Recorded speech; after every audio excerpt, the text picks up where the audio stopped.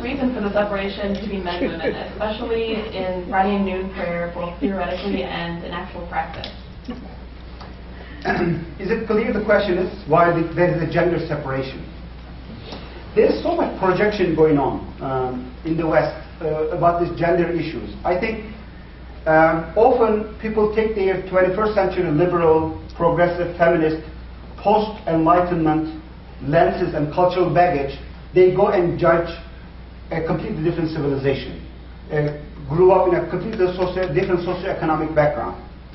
I think that separation, woman's scarf, basically it's symbol of woman's oppression, taking woman as a second category, mostly in the West.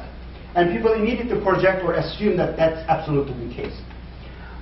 That's not the case. That's not necessary. If you ask even the many Muslim women, I will give you only one example. In the Duke University, we just wanted to be a little bit creative.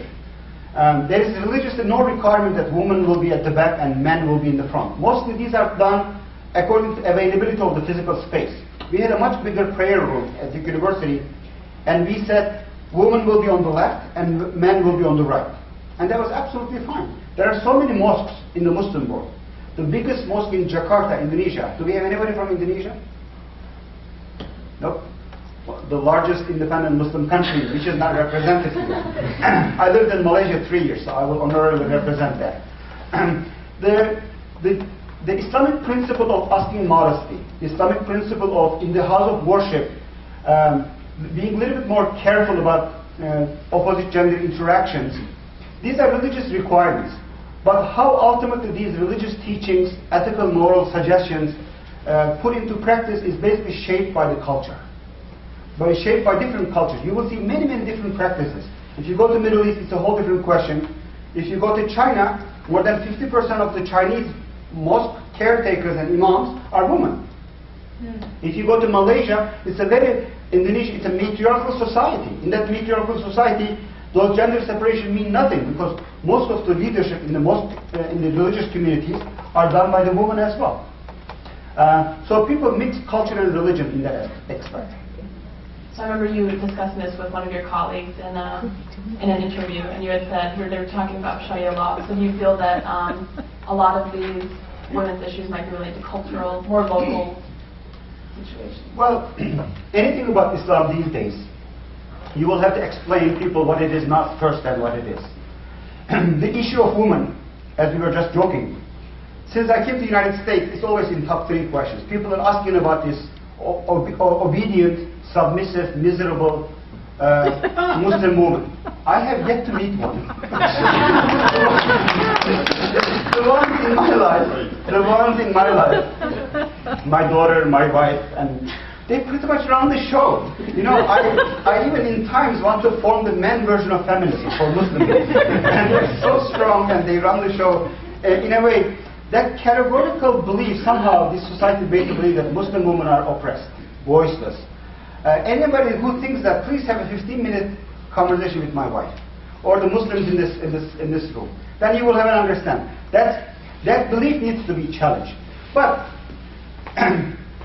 that question also, I think to me, lacks in humility and openness.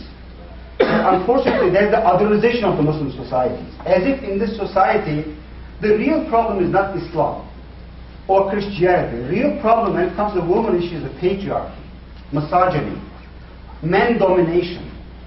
That's a universal challenge. As if here in the United States we have solved this problem altogether. As if we liberated the woman. As if 1 in every 4 women is not subject to domestic violence in this country. As if shamefully in many professions, the American women are fighting to get paid for the same job that they do as their male colleagues. There's a big injustice there. So the problem is the universal human weakness of patriarchy, sexism, male domination that we should go after. Not certain cultural practices taking place in different parts of the world. That the patriarchy knocked down, defeated the progressive woman-friendly theologies of Islam or Christianity.